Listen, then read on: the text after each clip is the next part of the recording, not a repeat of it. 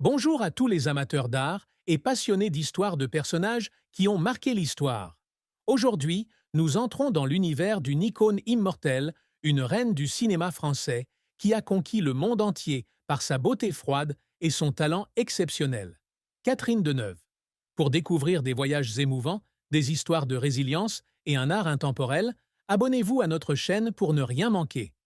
Au crépuscule des années 1960, alors que le cinéma français rayonnait de la nouvelle vague, un visage émergea tel une étoile filante dans le ciel nocturne. Catherine Deneuve. Avec ses cheveux d'or brillants comme le soleil d'automne et ses yeux d'un bleu profond comme l'eau profonde, elle n'était pas seulement une actrice, mais l'incarnation de l'élégance, du mystère et du charme à la française. Au sommet de sa carrière, elle fut la muse de grands réalisateurs tels que Jacques Demy, Louise Buñuel et François Truffaut, qui en firent une icône dans des classiques comme Les Parapluies de Cherbourg ou Belle de jour. Elle était une brise fraîche qui soufflait à travers les plans, un feu froid qui faisait palpiter le cœur du public. Mais ce halo radieux, tel une fleur s'épanouissant au sommet d'une montagne, cachait toujours les épines acérées de la célébrité. Derrière ce sourire parfait et ce regard lointain, que s'est-il réellement passé? Qu'est-ce qui a poussé cette reine de glace, apparemment invulnérable, à affronter des tempêtes intérieures dont personne n'avait conscience? Tournons les pages de la vie de Catherine Deneuve pour trouver la réponse. Catherine Fabienne d'Orléac est née le 22 octobre 1943, au cœur du 17e arrondissement de Paris, une ville à la fois glorieuse et meurtrie par les années de guerre. Troisième des quatre enfants de deux célèbres comédiens de théâtre, Maurice d'Orléac et René Simoneau, Catherine a grandi dans une famille où l'art était à la fois une bouffée d'air frais et un fardeau invisible. Les d'Orléac n'étaient pas riches, malgré la réputation théâtrale de leurs parents. La guerre a laissé de terribles traces, des journées de disette, de longues nuits d'angoisse au son des sirènes et des conversations feutrées sur un avenir incertain. Dans leur petit appartement parisien, Catherine et ses sœurs, Françoise, Sylvie et sa demi-sœur Danielle, ont grandi dans des écoles catholiques strictes, où Catherine a appris à se taire et à dissimuler ses émotions, des qualités qui deviendraient la marque de fabrique de son jeu d'actrice. Mais l'enfance de Catherine ne se résumait pas à l'école et aux après-midi passés avec ses sœurs. Elle fut marquée par des cicatrices psychologiques qui ne s'effaceraient pas facilement.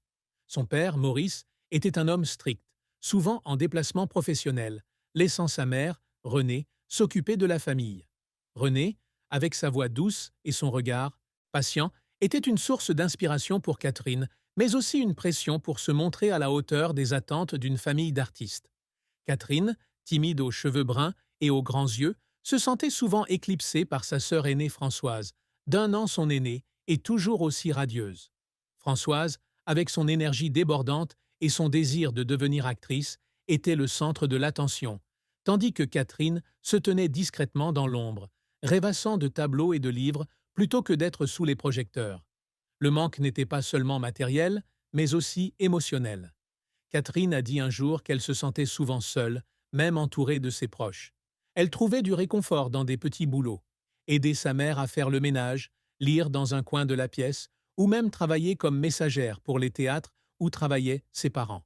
Ces journées, bien que difficiles, ont forgé en elle une volonté de faire et une sensibilité profonde, des qualités qui l'aideraient à surmonter les plus grandes épreuves de la vie. C'est dans ces moments de calme que Catherine a appris à observer le monde, à dissimuler sa douleur et à transformer des émotions complexes en force. Son enfance, peinte comme un tableau aux nuances de gris et de bleu pâle, a été le fondement d'une résilience que le monde admirerait plus tard. Catherine Deneuve n'avait jamais eu l'intention de devenir actrice. Dans son cœur, l'art était fait de dessins et de rêves tranquilles, et non de projecteurs ou de caméras. Mais le destin, tel un coup de vent soudain, la poussa sur une voie qu'elle n'avait pas choisie.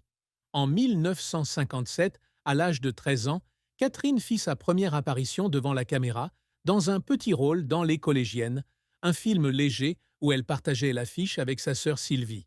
Ce rôle, bien que modeste, lui ouvrit les portes du monde du cinéma, mais Catherine ne fut pas attirée. Elle resta une jeune fille timide, préférant rester assise dans un coin de la pièce plutôt que debout devant un public.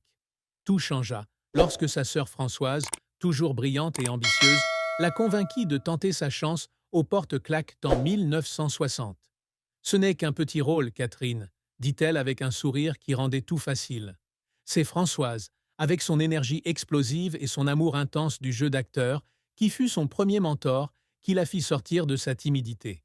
Mais sa véritable chance se présenta lorsque le réalisateur Jacques Demy, à l'œil vif et au cœur poétique, découvrit Catherine.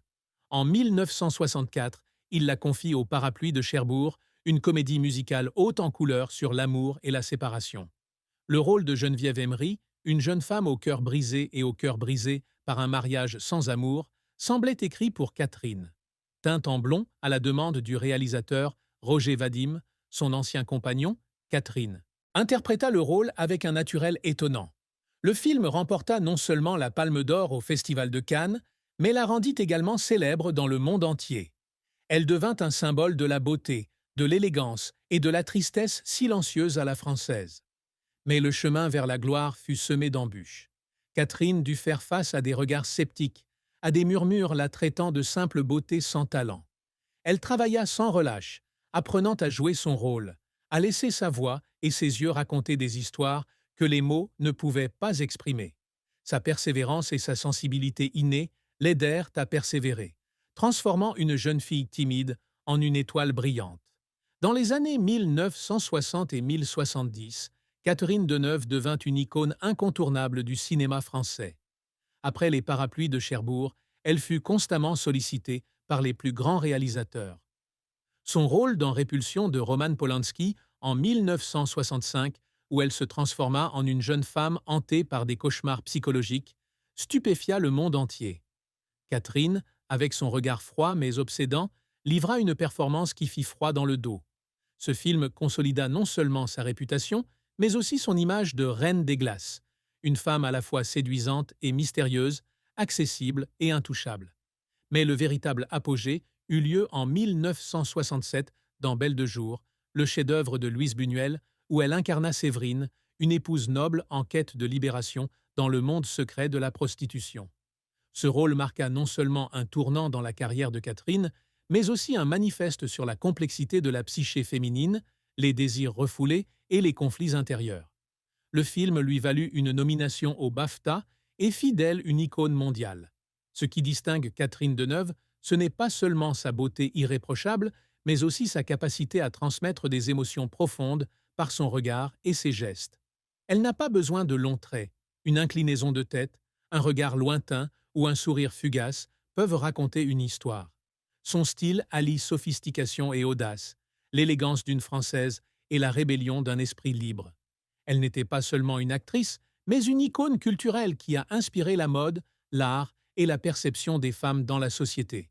De son rôle dans Le Dernier métro en 1980, où elle remporte son premier César pour son interprétation d'une actrice de théâtre sous l'occupation allemande, à Indochine en 1992, où elle est nommée aux Oscars pour son interprétation d'une planteuse en Indochine, Catherine Deneuve prouve qu'elle est bien plus qu'une jolie gueule, mais une véritable artiste capable de s'adapter à tous les genres, de la comédie musicale au drame, de la comédie à la tragédie.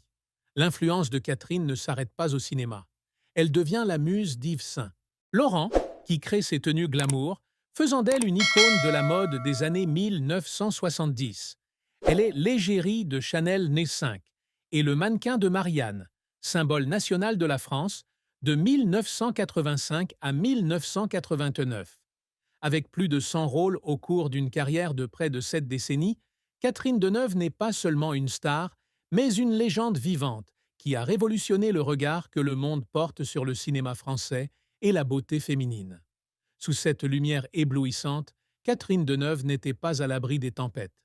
L'un des événements les plus marquants de sa vie ne fut pas un échec cinématographique, mais une profonde douleur personnelle, la mort de sa sœur Françoise d'Orléac en 1967.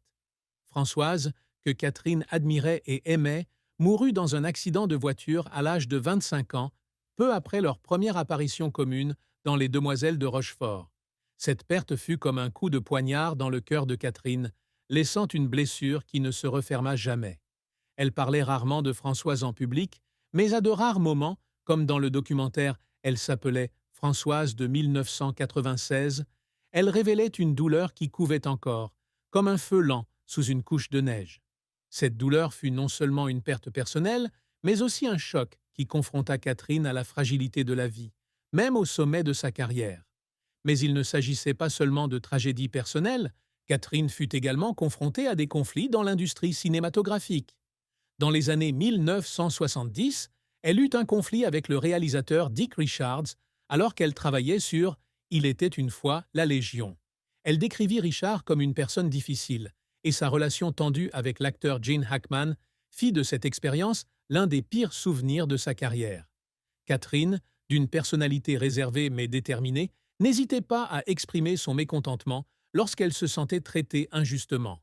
Elle déclara un jour que de nombreux réalisateurs voulaient casser son image, la faire passer pour quelqu'un qu'elle n'était pas.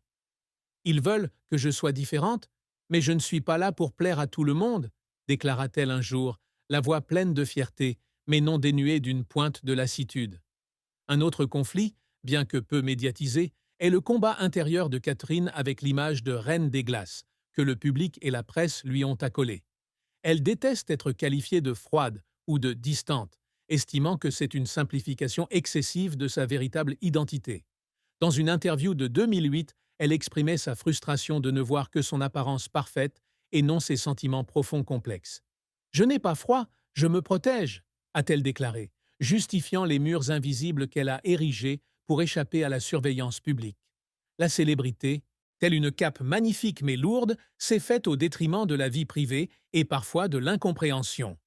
Le silence de Catherine face à la controverse est aussi une forme de conflit, une résistance silencieuse. Lorsqu'elle a signé le Manifeste des 343 en 1972, avec 343 autres femmes qui ont admis avoir avorté pour la liberté des femmes, elle s'est exposée au risque de critiques, voire de poursuites judiciaires. Mais elle a choisi de garder le silence, de ne pas s'expliquer, de ne pas se justifier, laissant ses actes parler d'eux-mêmes. Ce silence, tel un vent froid soufflant dans la vallée, est à la fois mystérieux et puissant, et force l'interrogation. Que se passe-t-il réellement dans l'âme de cette reine des glaces? Alors que l'éclat des années 1970 s'estompait, Catherine Deneuve a choisi de ne pas s'accrocher à la célébrité à tout prix. Au lieu de cela, elle a discrètement changé de cap, recherchant des rôles et des projets plus stimulants qui lui permettaient d'explorer de nouvelles facettes d'elle-même. Elle n'a jamais vraiment quitté le cinéma, mais a choisi de vivre une vie plus privée, loin des flashs et des fêtes fastueuses. Dans les années 1980 et 1990, elle a continué à travailler avec des réalisateurs talentueux comme André Téchiné sur Ma saison préférée et Les voleurs, où elle a montré sa maturité d'actrice en incarnant des personnages complexes, d'une professeure de philosophie à une mère confrontée à un deuil. Ces rôles n'avaient plus l'aura éclatante de Belle de jour, mais ils étaient plus profonds, plus réels, comme les notes graves de la symphonie de sa vie. Hors écran, Catherine trouvait du bonheur dans les choses simples. Elle passait du temps avec sa famille, en particulier ses deux enfants, Christian Vadim et Chiara Mastroianni, qui l'ont suivie dans sa carrière d'actrice. Malgré ses relations prestigieuses avec Roger Vadim et Marcello Mastroianni et un bref mariage avec le photographe David Bailey de 1965 à 1972, Catherine n'a jamais laissé sa vie privée devenir le centre d'attention de la presse. Elle vivait dans un élégant appartement parisien où elle cultivait des fleurs, lisait et tenait un journal intime, publié plus tard dans À l'ombre de moi-même. Ce livre offrait un rare aperçu de son monde intérieur où elle partageait ses expériences de tournage, son chagrin après la perte de sa sœur et comment elle avait appris à vivre en harmonie avec elle-même.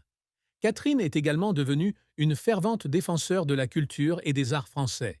Elle milite pour la préservation du patrimoine culturel, est membre du jury du Festival de Cannes et continue de travailler avec de jeunes réalisateurs pour soutenir la nouvelle génération.